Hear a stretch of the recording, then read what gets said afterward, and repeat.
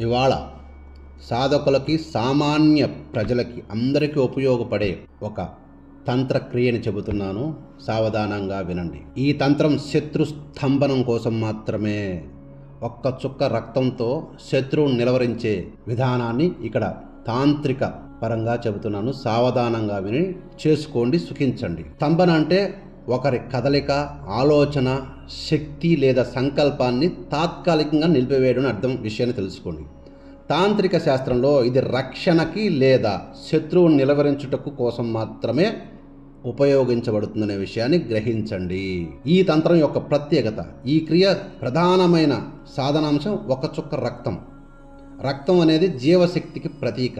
ఈ జీవశక్తి మంత్రశక్తితో కలిసినప్పుడు మీ ఆజ్ఞాశక్తి మీరెవరైతే లక్ష్యం చేసుకున్న వ్యక్తి మీద నేరుగా ప్రభావం చూపుతుంది.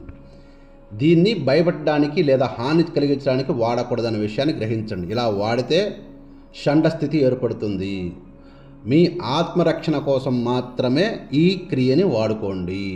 ముందుగా ఈ క్రియ చేయాలనుకున్న వ్యక్తులు తెల్లని పేపర్ 3+3 3 అంగుళాలు ఇంటూ 3 అంగుళాలు ఉండాలి.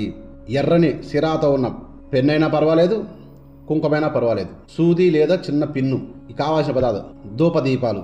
మొదలు పెట్టాల్సిన సమయం పౌర్ణమి పూట చంద్రోదయ సమయంలో. మీ ఈ సాధనకి, ఈ క్రియ చేయడానికి స్థలం ఎవరు అడ్డు చెప్పని నిశ్శబ్ద ప్రదేశం అయి ఉండాలి.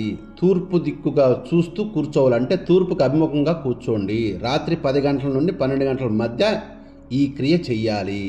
ఈ క్రియా విధానాన్ని 1 by 1 చెప్తాను, జాగ్రత్తగా వినండి.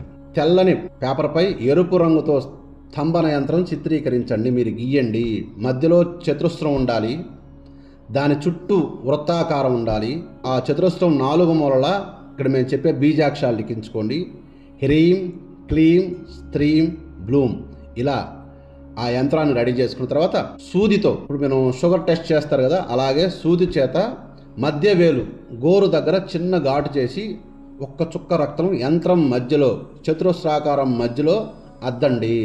ఈ పత్రాన్ని మీ ముందు ఉంచి దీపం వెలిగించండి. కళ్ళు మూసుకొని ఎవరినైతే స్తంభన చేయవలసి ఉంటుందో ఆ వ్యక్తి ముఖాన్ని స్పష్టంగా మనసులో ఊహించుకోండి.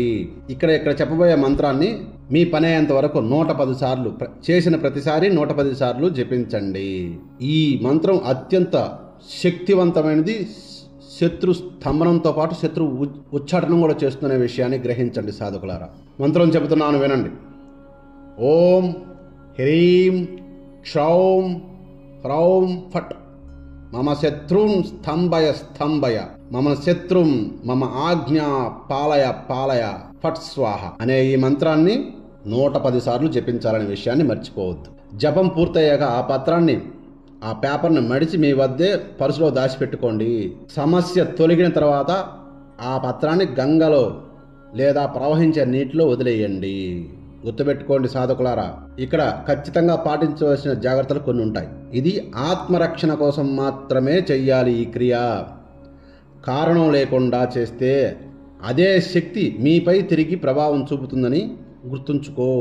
నీకు ఏదైతే మేలు చేయనీకి ఇక్కడ నేను చెప్పానో, నువ్వు ఎవరికన్నా కీడు చేయాలని ఈ క్రియ చేస్తే ఆ క్రియ జరుగుద్ది, కీడేం జరుగుద్ది. ఆ తర్వాత ఆ శక్తి 100 రెట్లు నీ మీద ప్రభావం చూపిస్తుందనే విషయాన్ని గుర్తుంచుకో.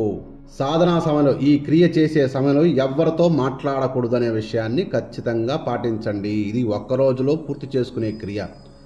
ఇది ఒక్కసారి మీకు శత్రువు బలవంతుడు, మంత్ర విద్యాపరుడైనా పర్వాలేదు, ఒక్కసారి చేస్తే పనిగల. రెండోసారి కూడా చెయ్యి. ఇలా 5వసారికి ఎంత పెద్ద తాంత్రికునైనా పడుకోబెట్టేస్తుంది. ఈ విషయాన్ని గుర్తుపెట్టుకో.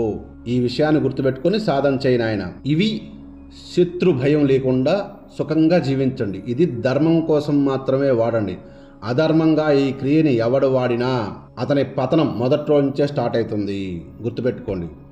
నీ వైపు ధర్మం ఉంటేనే ఈ క్రియను వాడుకో, సుఖపడు. లేదు నేను అవి చేయాలా, ఈ చేయాలా, ఈ క్రియ నాకు దొరికింది, ఇది కరెంట్ లాంటిది, ఎవడు ఏలు పెట్టినా షాక్ కొట్టద్ది.